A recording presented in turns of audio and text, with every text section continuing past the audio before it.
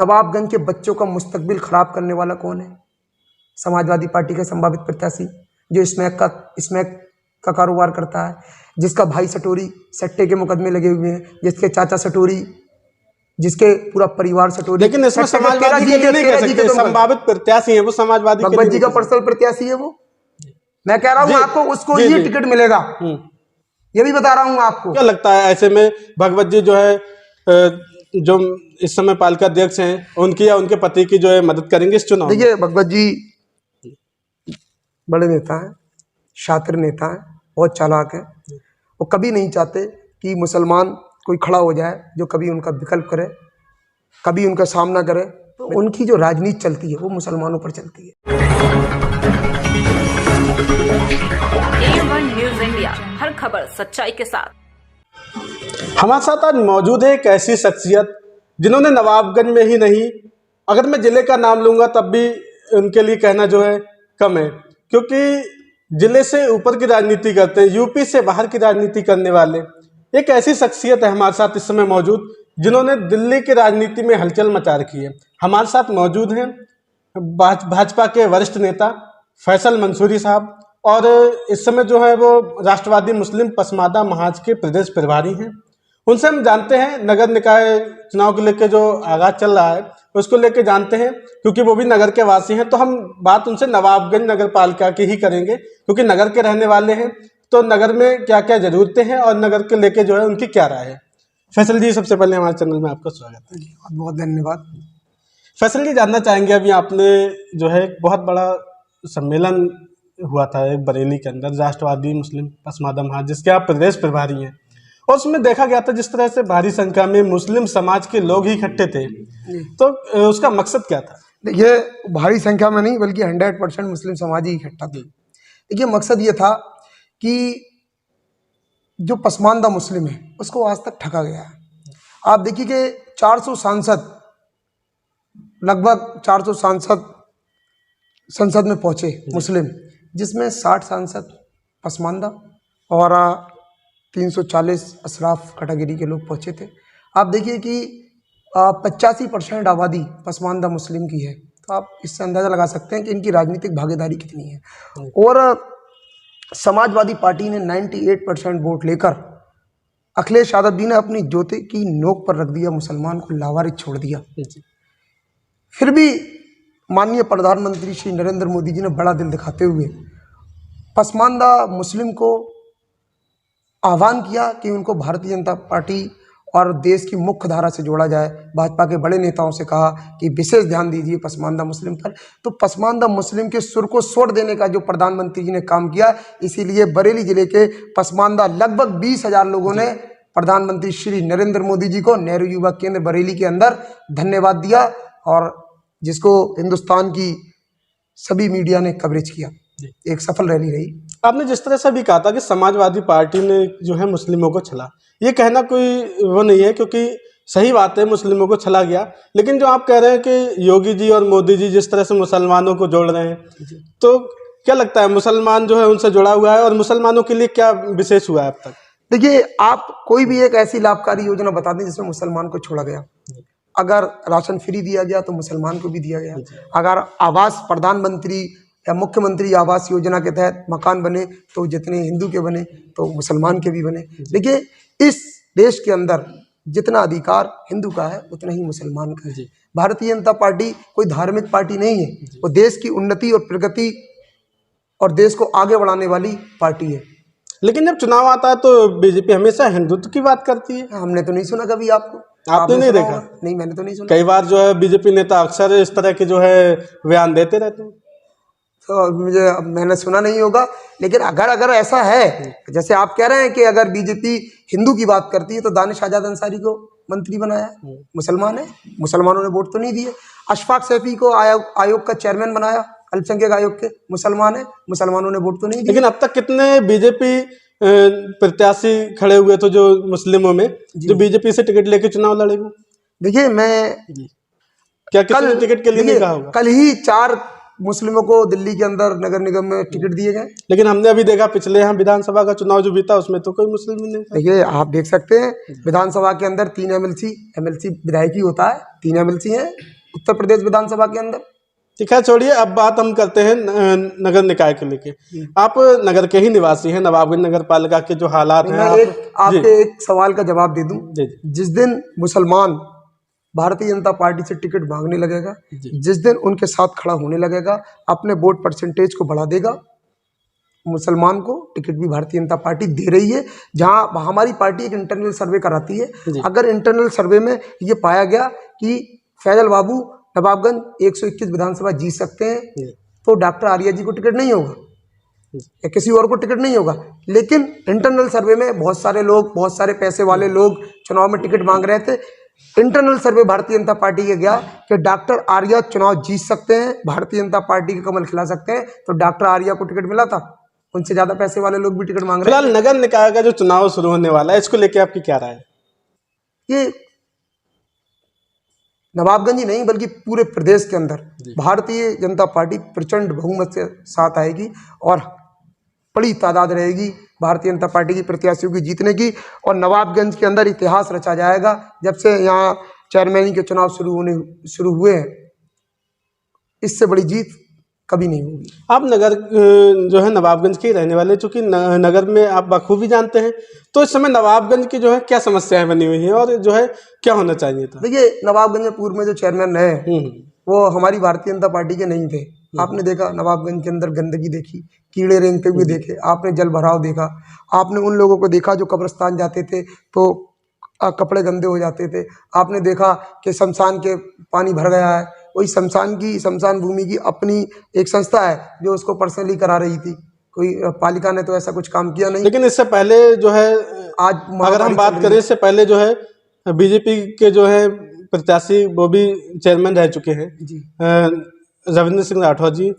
आपने देखा उनका कार्यकाल था तो उन्होंने कोई विशेष नहीं कराया था, उन्होंने भी, वो तो बीजेपी के थे।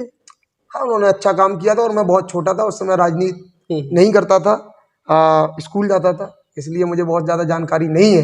लेकिन आज 10-12 साल से मैं एक्टिव हूँ राजनीति के अंदर और बखूबी समझता हूँ क्या सही है क्या गलत है। तो वर्तमान की राजनीति में जिस तरह से पालिका अध्यक्ष ने, अभी हमने जो है कल ही देखा था एक मैसेज जो उधर से डाला गया है, उन्होंने पार्टी को जो है छोड़ा, इस्तीफा दिया है और एक बीजेपी से ही जो जुड़ी हुई पार्टी है, निषाद पार्टी, पूरा नाम मुझे ध्यान में नहीं आ रहा है इस समय, तो वो ज्वाइन की है। तो क्या लगता है आपको, एक तरफ जो है बीजेपी से प्रेम प्रकाश रस्तोगी जी टिकट के दावेदार हैं, संतोष गुप्ता जी हैं और नीरेंद्र सिंह राठौर जी बीजेपी से टिकट के दावेदार हैं, तो क्या लगता है जो पालिका अध्यक्ष हैं तो वो भी बीजेपी से टिकट ला सकती है?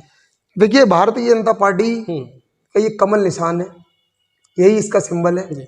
भारतीय जनता पार्टी के साथ कई सारे सहयोगी दल हैं, लेकिन भारतीय जनता पार्टी का ही टिकट होगा, चिंता ना करें आप। और ये भारतीय जनता पार्टी का जो सिंबल है ये अपने आप में प्रत्याशी है, किसी का भी नाम हो सकता है, चाहे सचिन जी के पापा प्रेम प्रकाश रस्तोगी जी हों, नीरेंद्र सिंह राठौर जी हों, संतोष जी हों, तो लोग भी टिकट मांग रहे हैं। जिसको टिकट होगा सारे लोग उसको ही मिलकर चुनाव लड़ाएंगे और मैं भी प्रचार करने के लिए आऊँगा। बात करें समाजवादी पार्टी में भी जो है कई लोग टिकट के दावेदार हैं और बीजेपी में भी कई लोग जो हैं टिकट के दावेदार हैं, लेकिन अक्सर जब चुनाव आता है तो एक चीज़ जो देखने को मिलती है, अभी तक हमने ये नहीं देखा नवाबगंज के अंदर गंगवार समाज से भी कोई टिकट का दावेदार समाजवादी पार्टी से या बीजेपी से हुआ हो। ये ऐसा क्या है? देखिए मैं आपको बताऊँ कि बड़ा षड्यंत्र रहा। देखिए यहाँ पर भारतीय जनता पार्टी के अंदर आज जो लोग भी राजनीति कर रहे हैं वो पैदाइशी भारतीय जनता पार्टी के साथ नहीं है, वो जब छले गए हैं, ठगे गए हैं, उसके बाद भारतीय जनता पार्टी के साथ आए हैं। मैं ये कह सकता हूँ कि मैंने अपनी राजनीति शुरू की तो मैं भारतीय जनता पार्टी के साथ शुरुआती दौर से हूँ। मैं माननीय श्री आतिफ रशीद जी की सरपरस्ती में मैंने काम किया दिल्ली के अंदर। तो जो लोग भी आ रहे हैं, लगभग 98% लोग ऐसे हैं जो जब ठगे जाते हैं कभी भारतीय जनता पार्टी के साथ आते हैं। तो और जहाँ तक समाजवादी पार्टी की बात रही है तो समाजवादी पार्टी ने कभी चाहा ही नहीं कि मुसलमान यहाँ चेयरमैन बन जाए। उन्होंने हमेशा हल्के कैंडिडेट लड़ाए। देखिए उन्होंने पिछले साजिया एजाज हमारी बहन को उनको चुनाव लड़ाया था, वो एक घरेलू महिला है, कभी उन्होंने राजनीति नहीं की। उनके जो हस्बैंड हैं वो शायद कांस्टेबल हैं, एजाज कुरैशी साहब। तो अगर वो इस्तीफा देकर चुनाव लड़ने के लिए आते तो मैं समझ सकता था कि भाई राजनीति करने के लिए आए हैं। उनकी वाइफ को चुनाव क्यों दिया गया? इसलिए दिया गया कि चुनाव ये हर कीमत हारेंगी और जो हमारी राजनीति खड़ी रहेगी। तो हमारे लिए तो फायदा है, अगर समाजवादी पार्टी हल्के कैंडिडेट लड़ाएगी तो हमें और ज़्यादा फायदा है। देखिए चुनाव तो हमारी पार्टी जीत ही रही है, हमारा किसी से कोई मुकाबला नहीं है। इस बार हम प्रचंड बहुमत के साथ नवाबगंज में फतेह करेंगे। और रही बात समाजवादी पार्टी प्रत्याशी, समाजवादी पार्टी के बाद प्रत्याशी कैसे हैं? सट्टे वाले, जुआरी, शराबी, जो एनडीपीएस में, एनडीपीएस की धाराएं जब लगती हैं जब कोई आप ऐसे पदार्थ को बेचे जिसको सरकार ने बैन कर रखा हो, तो आप ये समझिए कि नवाबगंज के बच्चों का मुस्तकबिल खराब करने वाला कौन है? समाजवादी पार्टी का संभावित प्रत्याशी जो स्मैक का कारोबार करता है, जिसका भाई सटोरी सट्टे के मुकदमे लगे हुए हैं, जिसके चाचा सटोरी, जिसके पूरा परिवार सटोरी। लेकिन इसमें समाजवादी के लिए नहीं कह सकते, संभावित प्रत्याशी है वो, समाजवादी भगवत जी का पर्सनल प्रत्याशी है वो। मैं कह रहा हूँ आपको उसको ये टिकट मिलेगा, ये भी बता रहा हूँ आपको उसको, कि वो सिद्दीकी बिरादरी से आता है और ये टिकट भी उसको ही मिलेगा। मैं यहाँ पे आपको रोकूंगा। भगवत जी की आप जो बात कर रहे हैं, भगवत जी समाजवादी के जो है बड़ा चेहरा है, बड़े नेता हैं, मंत्री भी रह चुके हैं और कई बार जो है विधायक भी रह चुके हैं। और भगवत जी की अगर बात की जाए तो जो पालिका अध्यक्ष के जो पति हैं डॉक्टर ताहिर जी, भगवत जी और वो काफ़ी क्लोज रहे हैं। पहले बीच में मनमुटाव भी हुआ था, लेकिन जो अभी चुनाव बीता था विधानसभा का चुनाव, उसमें फिर जो है मैसेज एक देखने को मिला था जिसमें ये कहा गया था जो है भगवत जी को जिताए। तो क्या लगता है ऐसे में भगवत जी जो है जो इस समय पालिका अध्यक्ष हैं उनकी या उनके पति की जो है मदद करेंगे इस चुनाव? देखिए भगवत जी बड़े नेता हैं, शातिर नेता हैं, बहुत चालाक हैं। वो कभी नहीं चाहते कि मुसलमान कोई खड़ा हो जाए जो कभी उनका विकल्प करे, कभी उनका सामना करे, विधानसभा में उनके सामने खड़ा हो जाए। क्योंकि उनका जो वोट है, उन्हें कितने वोट मिले? करीब 90,000 वोट मिले, 80,000 वोट तो मुसलमान के ही थे। तो आप ये बताइए, 1 लाख के करीब वोट मिले, 80% वोट मुसलमान के। तो उनकी जो राजनीति चलती है वो मुसलमानों पर चलती है। अगर वो मुसलमान में कोई लीडर खड़ा कर देंगे, कल वो चेयरमैन बनेगा, परसों उसके इच्छाएं बड़ी होंगी, वो विधायक बनने की कोशिश करेगा, तो वो कभी नहीं चाहेंगे। उनका कैसा प्रत्याशी लड़ाएंगे? सट्टे वाला, जिसको एप्लीकेशन लिखना नहीं आता, जो लिख नहीं सकता, जो पढ़ नहीं सकता, वो क्या राजनीति करेगा? खाक, जिस पे 13 जी के सट्टे के 2 मुकदमे चल रहे हैं, जिस पे मारपीट के कई मुकदमे चल रहे हैं, जो एनडीपीएस में जेल जा चुका है और उसको ही टिकट मिला। मैं चैलेंज के साथ आपसे कह रहा हूं, प्रत्याशी की आप बात कर? नूर इस्लाम की बात कर रहा हूं। नूर इस्लाम जी से आपका अभी जो है कुछ समय पहले जो है कुछ विवाद हुआ था जिसमें जो है मारपीट हुई थी जी। नूर इस्लाम जी ने जो है आप पे शायद केस किया या आपने भी किया, लेकिन आपने भी उन पे जो केस किया था अभी तक कोई गिरफ्तारी तो हुई नहीं थी। देखिए क्या है, सुप्रीम कोर्ट का कानून है कि 7 साल से कम की सजा में गिरफ्तारी नहीं होती है। तो मैं कानून से ऊपर तो नहीं हो सकता। मुकदमा लिखा था उसने अपनी जमानत। लेकिन आप बीजेपी के बड़े नेता हैं, बड़े लीडर हैं, उसके बाद जो है घर बादू नहीं, जो आप बता रहे हैं आपके साथ जिस तरह से दुर्व्यवहार किया गया था, मैं राष्ट्रवादी मुस्लिम हूँ जी, मैं मारपीट का जवाब मैं भी घेर सकता हूँ। मेरे पास भी कार्यकर्ता हैं, क्या मैं मारपीट का जवाब दूँ? मुझे देश के कानून पर भरोसा है, देश के संविधान पर भरोसा है। मैंने एप्लीकेशन दी, इस पर मुकदमा लिखा गया, मेरा माननीय अल्पसंख्यक आयोग में मुकदमा चल रहा है। तो जो कानून तय करेगा, आपने कहा था जी, अभी आपने कहा था जो है टिकट उन्हीं को मिलेगा नूर इस्लाम जी को, लेकिन जो है संभावित प्रत्याशी राशिद साहब जी हैं, शारिक खान जी हैं, वो भी समाजवादी पार्टी से, मैं आपको बताऊं, वो भी बड़े चेहरे हैं। मैं आपको बताऊं जी, और राशिद साहब जो हैं, राशिद साहब अच्छे इंसान हैं, भले आदमी हैं, लेकिन वो राजनीतिक आदमी नहीं है। ये कैसे कह सकते हैं? मैं बता रहा हूँ आपको, उनके परिवार से जो है काफी लंबा राजनीतिक रिश्ता रहा। मैं बता रहा हूँ जी, मैं बता रहा हूँ। मैंने आपसे क्या कहा, वो अच्छे इंसान है, भले इंसान है, पढ़े लिखे इंसान है, लेकिन वो डॉक्टर ताहिर के सगे शायद कजिन है, उनके कजिन है डॉक्टर ताहिर के। तो आप ये समझिए कि डॉक्टर, ये समाजवादी पार्टी के टिकट के लिए लोगों में ऐसी चर्चाएं हैं कि समाजवादी पार्टी का टिकट लिया जाए और उसके बाद में हो सकता है उनको शायद बैठा लिया जाए, ऐसा भी हो सकता है, क्योंकि डॉक्टर ताहिर उनके बड़े भाई हैं और अगर परिवार के लोग दबाव बनाएंगे वो बैठ सकते हैं। तो वो बहुत, डॉक्टर साहब भी शातिर आदमी हैं और बड़े, उन्होंने भी अपना एक छाप छोड़ी है नवाबगंज के अंदर, 3 बार चेयरमैन रही हैं उनकी वाइफ। तो आप ये समझ सकते हैं कि इस तरीके के लोग करते हैं कि एक टिकट हाथ में आ जाता है, जो कुछ ऐसी पार्टी होती है जो 1500 वोट ले सकती है, वो 1500 वोट खराब ना हो, इसलिए अपने परिवार का कोई ऐसा चुनाव लड़ जाए और बाद में उसको जो है सरेंडर कर दिया जाए या विड्रा करा दिया जाए। समाजवादी और बीजेपी के अलावा जो है एक, आपने शारिक भाई पर भी मेरे से पूछा था। जी जी बताएं। देखिए शारिक भाई क्या है, वो एक अच्छे परिवार से आते हैं, उनके वालिद अच्छे बड़े समाज सेवी रहे हैं। लेकिन मैं ये समझता हूँ कि आज के दौर में अगर सारिक भाई भी अगर चुनाव में आते हैं तो वो मतलब थोड़ा कुछ हिंदू उनके साथ में ये जो सामने से आज तक चुनाव होता आया है, हिंदू मुस्लिम चुनाव होता आया, वो हिंदू मुस्लिम चुनाव नहीं होगा। साफ सभी के अच्छे इंसान हैं और हिंदू मुस्लिम दोनों जगह उनकी उठ बैठे हैं।